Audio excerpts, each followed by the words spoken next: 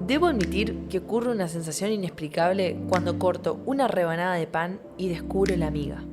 ¿A ustedes no les pasa lo mismo? ¿Qué me dicen del crujido de un pan de campo? O cuando untamos manteca, una palta, lo acompañamos con un guisito. El pan es el acompañante preferido de los platos de la cultura occidental y específicamente de las raíces uruguayas. ¿Habrá alguna sensación que describa el momento cuando comes una focaccia y sabes que nada malo puede suceder durante esos 3 minutos? Llueva, truene o pase un meteorito, estás teniendo tu momento especial con la focaccia y nada más importa. Hay una diferencia entre hacer un salteado de vegetales y hornear un pan. El pan necesita de cuidado, de amasado, de calor, frío, atención. Maternamos el bollo de masa, le damos calor, lo cuidamos en el horno y luego se convierte en una hogaza dorada, crujiente, sensual. Nuestra cocina huele a casero y amoroso. Nuestros vecinos fantasean con el aroma.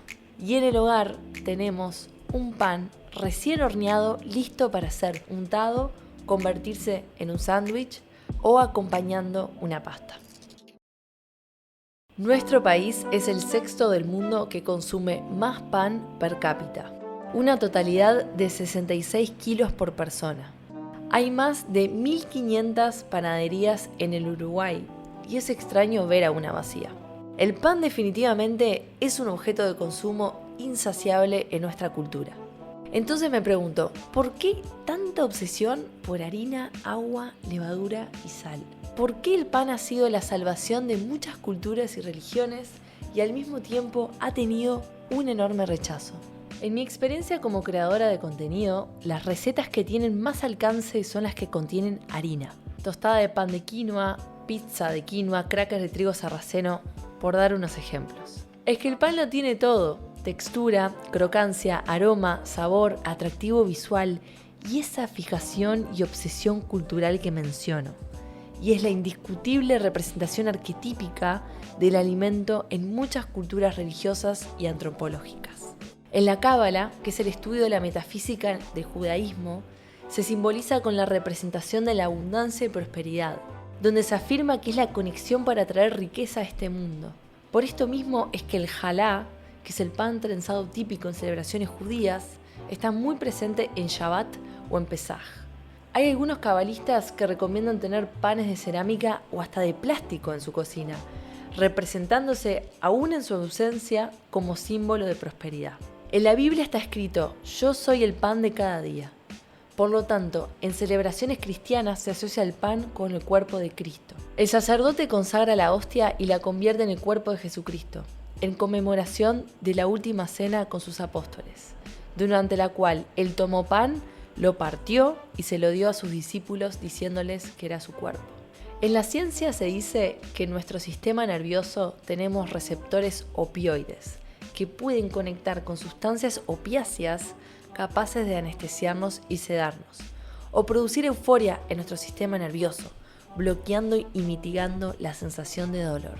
También hay otra sustancia opiácea relacionada con la adicción y no es otra que la dopamina, que es el neurotransmisor que se activa en situaciones de placer. Y fíjense que todo lo que nos obsesiona nos produce dopamina. Comer chocolate, hacer ejercicio, el uso de redes sociales, enamorarnos de alguien y, por supuesto, el pan. Este es el momento en que la adicción al pan deja de ser algo religioso o espiritual. Es una confirmación fisiológica y química de que la obsesión es real. Como ya sabemos, de toda obsesión existe el factor amor-odio. Por un lado, el trigo durante toda la historia ha representado una provisión básica de nuestra civilización en la época del sedentarismo, hace unos 5.000 años atrás, cuando la humanidad descubrió la agricultura y la producción estacionaria de alimentos. Nuestros ancestros han sostenido el pan como comida de confort, de generación en generación, y era claro que jamás podía faltar en sus mesas. Hubo un quiebre. Todo cambió en los años 2000, cuando los ultraprocesados, con un buen marketing, invadieron los almacenes, al igual que las dietas hipocalóricas y bajas en carbohidratos. La dieta Atkins, Paleo, Keto prefieren dejar a los carbohidratos de lado para bajar de peso más rápido, y así las masas se inclinaron hacia una ola de consumo de productos light, diet, desnatados, sin azúcar, sin sal, sin gluten, sin. Y sin pan, por supuesto. Fue una época oscura para este alimento, invisibilizado y completamente rechazado. Comer pan era pecado. El pan engorda. Mi abuela solía decirme que no coma la miga y que la corteza engorda menos. Que es mejor comprar el pan integral antes que el pan lactal, que hay un pan 0% grasas, y así muchos otros mitos urbanos que han demonizado a este alimento milenario. Yo crecí en los 90s y en los 2000 y no tengo recuerdos nítidos de que haya pan en mi hogar. Cuando salíamos a comer afuera, mis expectativas en el restaurante estaban depositadas si nos traían una panera con diferentes salsitas donde untar, o si el pan estaba caliente y crocante, o si incluían grisines. Las dietas bajas en carbohidratos no duraron mucho más que un periodo de 20 años, al igual que la mayoría de dietas restrictivas. Hoy en día vemos un resurgimiento de las raíces del pan. Desde mi perspectiva, muchos productores y panaderos están dedicados a dejar atrás las fórmulas y levaduras secas para pasarse al mundo de la fermentación natural. El pan de masa madre, o el hecho con cereales alternativos a los que se usan en la industria, como la cebada y el centeno, se los considera panes artesanales o panes de verdad. Si comes por primera vez uno de este tipo, vas a probar un sabor y una textura muy diferentes al pan lactal, ese envasado industrial que tanto conocemos. Hace 160 años era el único pan en el mercado. En los 2000 se distorsionó la identidad con los ultraprocesados y la necesidad imperiosa de parte de las industrias de producir a mayor escala y al menor costo y tiempo. La gastronomía local uruguaya en muchos restaurantes han reemplazado los grisines empaquetados de harina blanca y manteca con focachas de masa madre y alioli. Es claro que aún no llega a ser un producto masivo, pero cada vez más panaderos se están adaptando a un cambio inevitable, que nos están llevando de vuelta a la esencia del pan sin más miedos ni interferencias.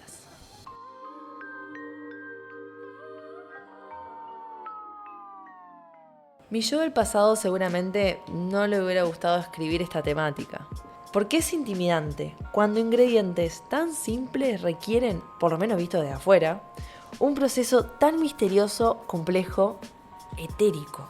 En las clases de panadería de la escuela de cocina era la clase que más me aburría. No sé si era el profesor y su método de enseñanza, o el hecho de tener que utilizar siempre los mismos ingredientes: harina, agua, sal, levadura. Me resultaba sonso, repetitivo, poco audaz. En ese momento quería fuego, especias, cortar, woks, acción, emoción.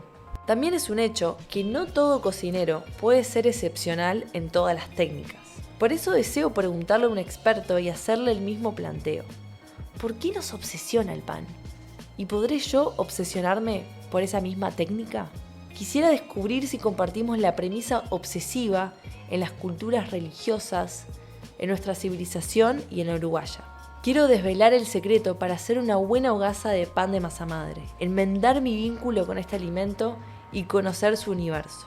Me gustaría descubrir si compartimos la premisa obsesiva en las culturas religiosas, en nuestra civilización y en la uruguaya. Quiero develar el secreto para hacer una buena hogaza de pan de masa madre, enmendar mi vínculo con este alimento y conocer su universo. Es así que conocí a Pablo. Pablo tiene una panadería de masa madre en Montevideo y le obsesiona el pan. Soy una cocinera que más que aprender en cursos, se le hace más fácil conocer a expertos y conocer su universo. Por eso es que me desafié a mí misma a enmendar este vínculo con el preparado del pan y descubrir si también logro obsesionarme con su proceso y su técnica.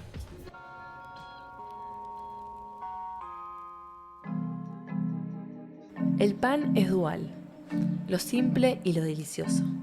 Es harina y agua. Solo agrégale un poco de aceite de oliva y ya tenés un manjar. También es lo complejo y lo misterioso. Para que se hornee una buena hogaza de pan de masa madre requiere de técnica, práctica. Se lo considera hoy en día una artesanía apta para expertos, que contiene sus propios secretos e incógnitas. Nos ha salvado de hambrunas y momentos de escasez. Hemos atravesado momentos de crisis y oscuridad y hoy vemos una luz al final del túnel, un camino de regreso a los orígenes de su identidad. Podemos afirmar que el vínculo colectivo se ha reparado y no solo eso, sino que está volviendo con una nueva identidad. Ya no es más una obsesión, es amor manifestado en harina, agua, levaduras y sal. Solo si prestamos atención a ese lento proceso. Y quiero recordarles que no toda cocina debe ser apurada, ni intensa, ni fogosa. Aquellos que trabajan con el pan aprendieron a ser pacientes, una cualidad que es difícil de ajustar en estos tiempos modernos, pero que nos enseña a amar la trama más que el desenlace, a hacer pan por amor al proceso y hacer el proceso por amor al pan.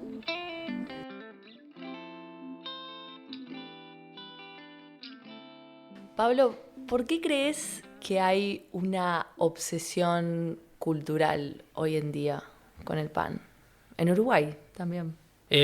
Bueno, yo creo que hay una obsesión con el pan, más allá del alimento en sí, porque creo que en cierta forma el pan es como magia, es crear algo a partir de algo que es harina y llevarlo a algo con volumen, con sabor, con corteza y bueno, y esa espera que genera la fermentación del pan es como la magia que se da en ese sentido. Me parece que por ahí viene la obsesión del pan, que en cierta forma no solamente en Uruguay, sino que se da a nivel mundial. Uh-huh. Y creo que, por lo menos en mi caso, y creo que en la mayoría de los casos es así, una vez que se adentra en el mundo del pan y que vas conociendo y que las cosas te van saliendo un poquitito cada vez mejor, que en cierta forma es práctica y práctica, es un camino de ida y ya no hay retorno. ¿Y cómo surgió tu camino de ida con Mi el pan? camino de ida en realidad surgió más o menos allá por 2014 a raíz de un viaje a Perú. Conocí una panadería en Lima que se llama El Pan de la Chola, es una panadería de fermentación natural que trabaja con sus propias harinas, harinas locales, tiene un molino propio. Me flashó completamente y bueno, y conocí otro tipo de pan que en esa época en realidad en el Uruguay no se veía, ese tipo de pan, que era un pan más rústico, fermentaba naturalmente, con muchísimo más amor en realidad el que se le estaba dando acá. Y bueno, y en cierta forma despertó esa inquietud en las harinas, en las masas y bueno, y volví a Uruguay tratando de buscar dónde estudiar panadería y ahí en ese entonces encontré el CIPU, el Centro Industrial de Panaderos, que bueno, es el centro más completo, que si bien tiene un enfoque un poco más tradicional, de panadería tradicional, te sienta las bases para poder desarrollarte a nivel profesional. Y bueno, y ahí comenzó un poco. Y en el momento que vos fuiste a Lima y probaste ese pan, ¿fue la primera vez que habías probado, o que recuerdes, ¿no? Que habías probado uno de masa madre? Sí, fue la primera vez ¿Y qué que pasó probé un ahí? pan de masa madre. Fue un viaje completamente, sobre todo a nivel de sabores, de aromas, de texturas, combinaciones de diferentes tipos de harina. Lo único que conocíamos acá era un pan integral o el pan negro que se le decía, que después vamos a hablar un poquitito de eso, de la falsedad del pan integral en la panadería tradicional uruguaya. Y bueno, pero fue como una combinación de diferentes harinas, sabores, cortezas diferentes, como un pan completamente diferente al que estábamos acostumbrados, que era la panadería tradicional uruguaya. Es que el pan tiene eso, ¿no? Como es una reacción muy química, una liberación de serotonina muy fuerte también que liberamos, hasta tiene opiáceos que nos hacen como viajar a nivel, diría como hasta psíquico, ¿no? Como en nuestra psique hay una estimulación muy grande. Y, y también ha tenido como referencias culturales sumamente importantes a lo largo del tiempo, religiosas también, hasta llegar a donde estamos hoy, que también siento que hemos atravesado como un camino muy rocoso también, ¿no? De subidas y bajadas, con nuestro Sin duda. vínculo con el Sí, pan. sí. Sí, el pan en cierta forma ha atravesado culturas y es algo que no ha dejado de existir. Se ha ido como en cierta forma deformando esa idea del pan, pero creo que en estos tiempos estamos volviendo un poco al origen realmente de lo que era el pan de verdad, por así decirlo. Que bueno, que surgió de unos años a esta parte, 4 años, 5 años más o menos, que hay un movimiento mundial que está cambiando y que a nivel de panaderías artesanales más bien, eh, eso ha ido transformándose en tratar de generar un pan, sobre todo con un carácter un poco más saludable, que el pan sea el alimento que era antes, en realidad, que no sea solamente un acompañamiento o que no sea que solamente esté en una panera, sino que el pan tenga los nutrientes necesarios para que sea parte de nuestra alimentación, que eso en cierta forma es lo que valoramos en la panadería artesanal que estamos tratando de cambiar. Sobre todo ese proceso que se dio en los años más o menos 2000, 90, ese proceso de industrialización que cambió un poco el concepto del pan en la panadería tradicional uruguaya, sobre todo en el uso de aditivos, de premezcla, de conservantes, de aditivos, de estabilizadores y bueno, que, que en cierta forma llevaron a que la gente un poco demonice el pan y que el pan no sea ese alimento o que tenga ese lugar de alimento que tuvo en los años ancestrales, Sí, había desde como, Cristo hasta como ahora, un ¿verdad? miedo, ¿no? Como el pan engorda, que no comas esto, que no comas lo otro. No sé, mi abuela de chica me decía, no, mejor comer la corteza porque engorda menos, ¿no? Tipo, como cosas hasta un poco supersticiosas, ¿no? Del pan en sí. Que ahora en Uruguay estamos teniendo como un resurgimiento de esto. Y bueno, por eso vos estás acá, ¿no? Vos también tenés tu propio local, tu propio comercio, La Cuadra, que están en Malvin, ¿no? En buceo, En sí. buceo. Y que, bueno, que ustedes, me imagino que la clientela, las personas que les compran, pueden ver, ¿no? Como la diferencia de calidad entre comprar un pan de súper que el diferencial que tienen ustedes, ¿no? Sí, sin duda.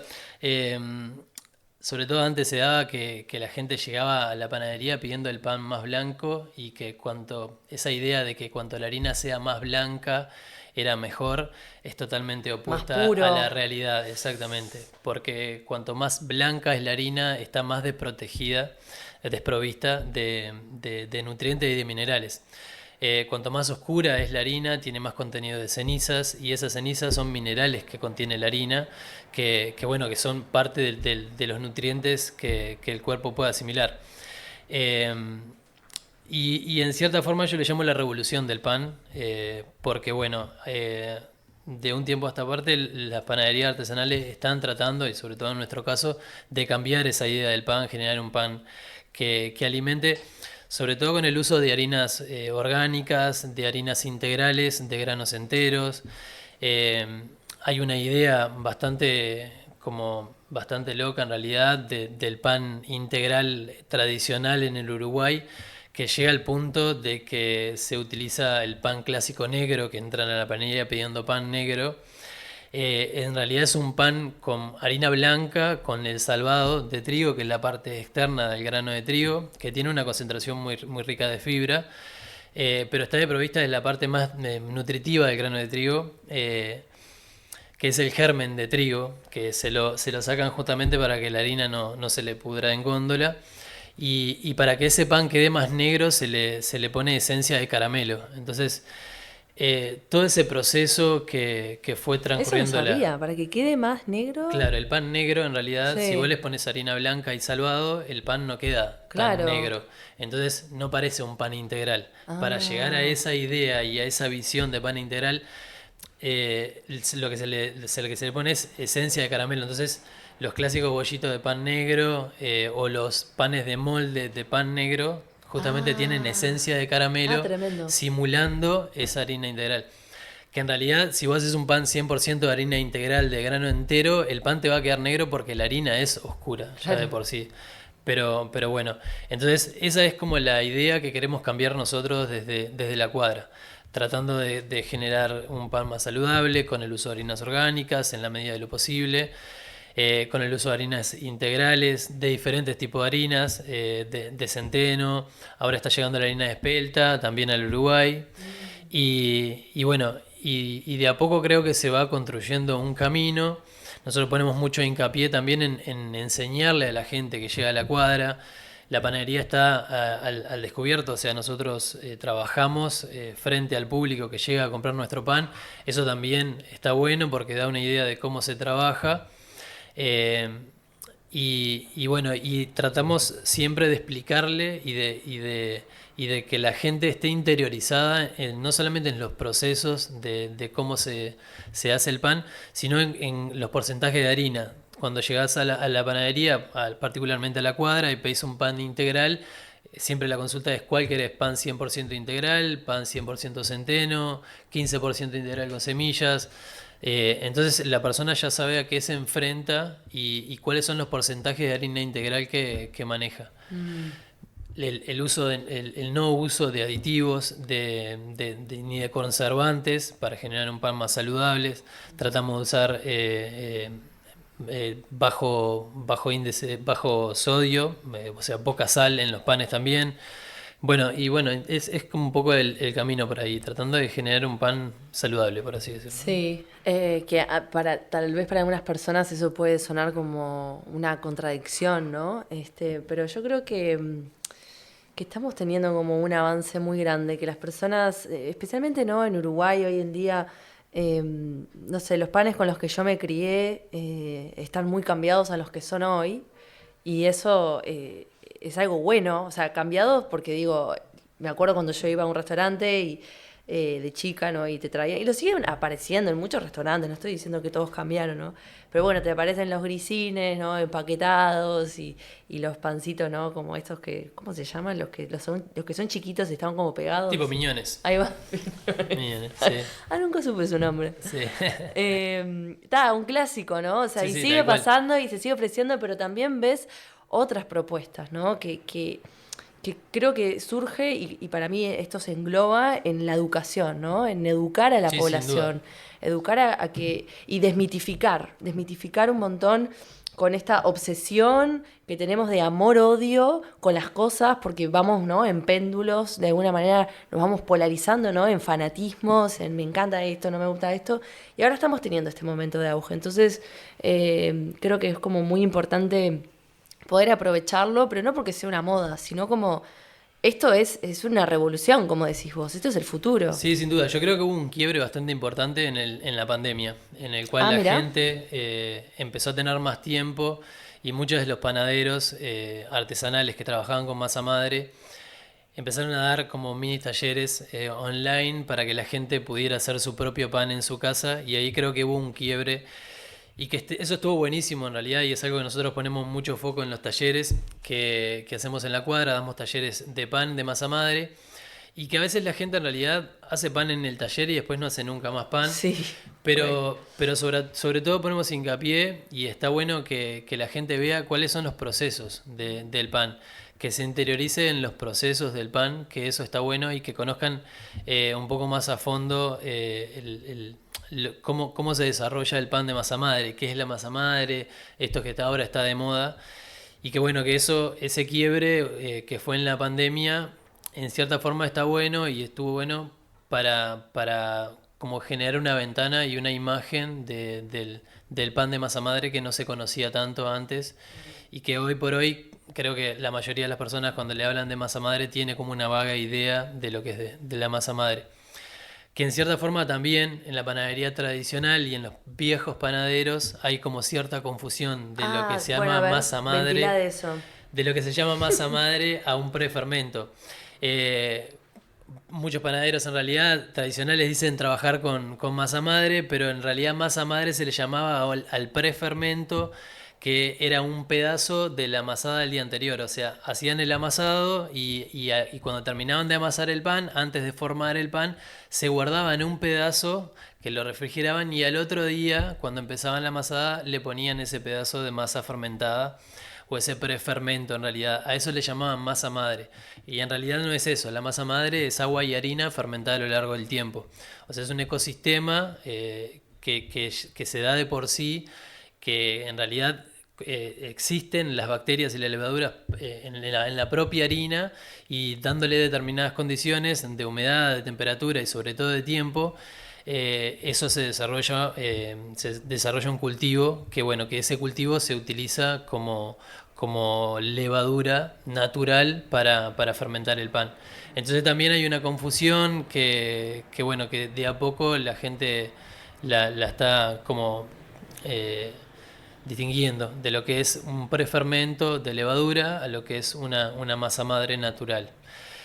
Y sobre todo está dado en realidad por los beneficios que nos da la masa madre frente a un pan de levadura. Un pan de levadura en realidad se fermenta muy rápido y no nos da los mismos beneficios que nos da un pan de masa madre. Un pan de masa madre, en cuanto a beneficios de nutritivos, por así decirlo, la masa madre, en contener bacterias y levaduras, ellas trabajan por nosotros y el pan nos llega a nuestro estómago predigerido. O sea, como la fermentación es muy larga y los tiempos son muy largos, esas bacterias predigieren gran parte del almidón, del gluten del pan. Entonces a nosotros por eso nos cae mucho más saludable el pan de masa madre, porque las bacterias y las levaduras ya predigirieron el pan por nosotros.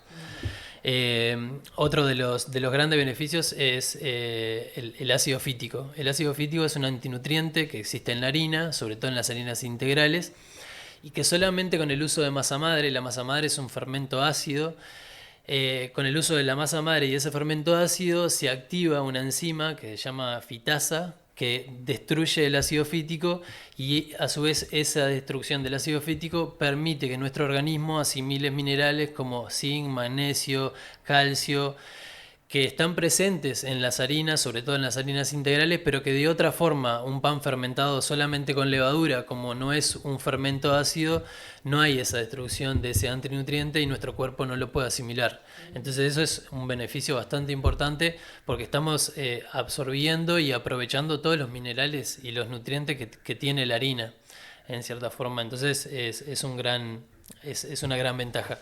Y por otro lado, el tema del índice glucémico, que las bacterias y las levaduras, como es un proceso bastante complejo, consumen gran parte del almidón. El almidón es azúcar y está presente en el pan. Entonces el final del pan, o sea, el pan ya horneado, contiene un índice glucémico mucho más bajo que un pan fermentado con levadura, justamente por esa reducción de azúcar que hay en el proceso de la fermentación. Wow. Sí, un montón. Son un montón de cosas. Solo beneficios. Que son solamente beneficios por utilizar un fermento, en realidad, que es algo natural. O sea, que no precisamos ir y comprar en un supermercado o en un almacén. Simplemente nosotros podemos crear y tenemos la libertad de crear nuestra masa madre. Bueno, iba a ir un poco con eso, porque yo como cocinera tengo que admitir que me cuesta... a ver, también uno tiene que saber cuáles son sus limitaciones, las hay. No creo que sea por una falta de aptitud, sino por no poner horas de tu tiempo en perfeccionar una técnica. Pero sí tengo que reconocer que me resulta intimidante, ¿no? El hacer pan, y sé que no soy la única, porque hay otros cocineros que los he hablado, y es como, bueno, sí, el pan no es lo mío, pero sí hay como una intimidación ahí que tenemos, ¿no? Con hacer el pan, con, no sé, con el tema de la fermentación, y además, ahora, bueno, en este programa también vamos a tener a Ramón, que también lo conoces, y él, yo viví con él durante un año, y él estuvo literal, creo que todo el año, como haciendo panes todos los días de masa madre, hasta que le salió el que quería.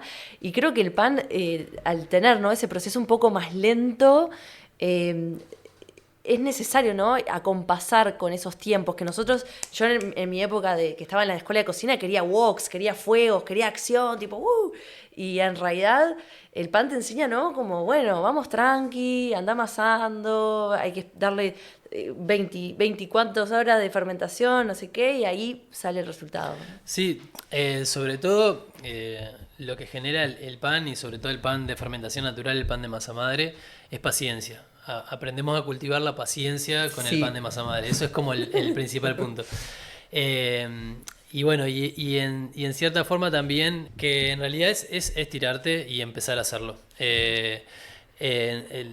El pan lleva su tiempo y en realidad no tiene como mucho misterio, pero sí es demandante, no solamente en tiempo, sino que en qué va a pasar, en lo que hablábamos hoy un poco de la magia, de qué va a pasar después de determinado tiempo. O sea, yo espero 4, 5 horas, 18 horas para que fermente el pan y no sé si realmente va a salir lo que yo quiero que salga. Y lo que vos comentabas un poco de lo que pasó con Ramón, me pasó exactamente eso. Cuando tuvimos la presentación en el primer día de clase del CIPU, yo lo que le comenté era que quería aprender a hacer pan de masa madre, y el profesor, que toda la vida trabajó con levadura, pero conocía lo que era masa madre, se asombró y dijo, bueno, en realidad vos querés empezar por el camino más difícil. Y en cierta forma es eso, no es un camino sencillo de recorrer, es un camino que te da muchos golpes porque al principio no te sale. Teniendo en cuenta ciertos tips en realidad que son de tiempo y de alimentación, de generar una masa madre con cierta fuerza, se logra hacer un buen pan, pero no es de un día para el otro, y tampoco una masa madre la creás hoy y a la semana vas a estar sacando el mismo pan que sacan en una panadería, porque la panadería tienen años, las masas madres ya tienen su fuerza, y bueno, y esa fuerza en cierta forma le da como la posibilidad de que el pan genere ese volumen y bueno, y esa corteza, esa miga abierta. Y a mí me pasó un poco lo que le pasó a Ramón. En realidad yo estuve un año haciendo pan literalmente todos los días en casa, y todos los días alimentaba la masa madre como si estuviera trabajando en una panadería. Entonces es como eso, lo que hablábamos hoy de la obsesión que genera el pan. Sí. Y que de intentar, y que cada vez que te sale un pan que mejora al del día anterior, es como una alegría inmensa y una felicidad de decir, quiero seguir mejorando el pan y quiero seguir un poco por este camino, ¿no? Hermoso. Y bueno, un poco por ahí.